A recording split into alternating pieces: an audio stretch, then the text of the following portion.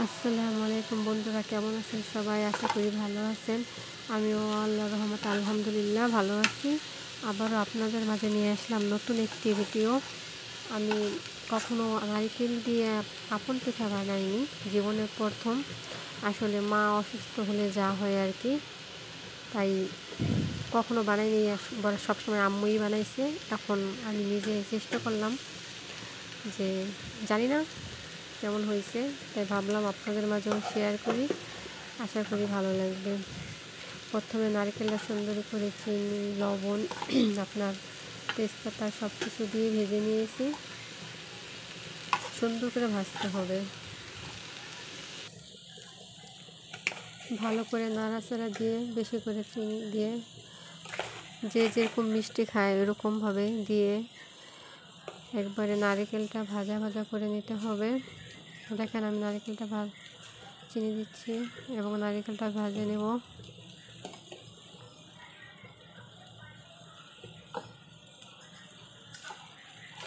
কখনো করি নাই তো, নতুন, তাই একটু নার্ভাস।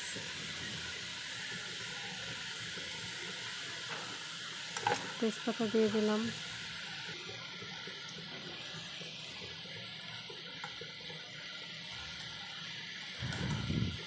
আসলে ঘরের যে মেন যে আম্মু, সে যদি অসুস্থ হয়ে যায় তাহলে যে একটা পরিবার যে কতটা অসহায় হয়ে যায় সেটা বলারও বাহিরে। আগে আম্মু যখন সুস্থ ছিল মাঝে মাঝেই বানাইতো, তো আম্মু অসুস্থ হওয়ার পরে এরকম বানানো হয় না, কারণ সে অসুস্থ আর আমি ওরকম পারি না। তাই চেষ্টা করলাম। নারিকেলটা দেখেন ভাজা ভাজা হয়ে যাচ্ছে, সুন্দর করে ভেজে নেব।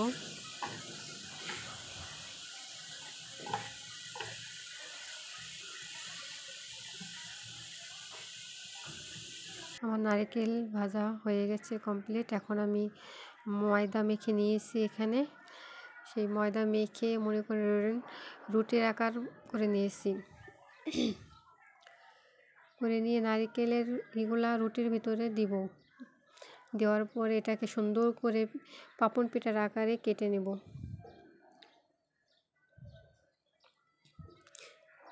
সুন্দর। আপনাদের ভাষায় কোন জেলায় কোন জায়গার কোন নাম সেটা কমেন্ট বক্সে জানিয়ে যাবেন। আমাদের গ্রামে এটা পাপন পিঠাই বলে, পাপন পিঠা নামেই চিনি, কিন্তু এক এক জায়গায় তো এক একটা নাম।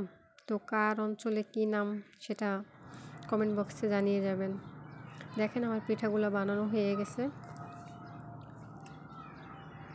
তেমন একটা ভালো হয়নি, প্রথম তো। আশা করি পরবর্তীতে ইনশাল্লাহ ভালো হবে। এখন কড়াই দিয়েছি চুলায়, কড়াই গরম হলে তেল দেব। তেল দিয়ে দিয়েছি। তেল গরম হয়ে গেলে এটার ভিতরে আমি পিঠা ছেড়ে দেব। তেল গরম হয়ে গেছে, পিঠা দিয়ে দিয়েছি। এখন পিঠাগুলো সুন্দর করে নেড়ে চেড়ে ভেজে নেব।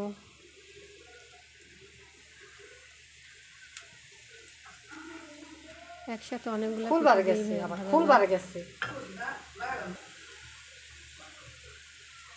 আপনারা কে কে বানাইছেন, কে কে বানিয়ে খাইছেন সেটা আমাকে জানাবেন। কার কাছে এই পিঠাটা কেমন লাগে অবশ্যই জানাবেন।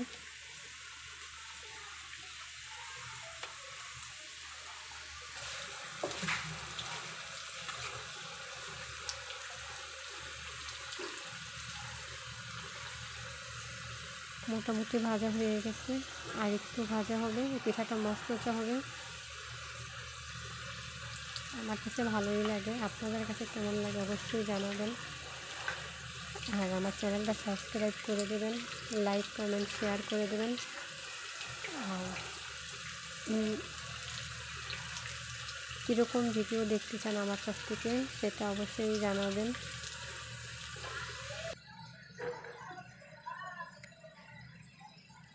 দেখেন পিঠাটা ভাজা হয়ে গেছে, আর একটু হলে উঠাই ফেলবো।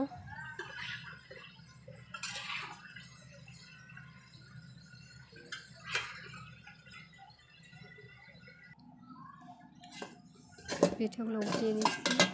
এই যে দেখেন ভাজা হয়ে গেছে, আবার নতুন করে দিচ্ছি।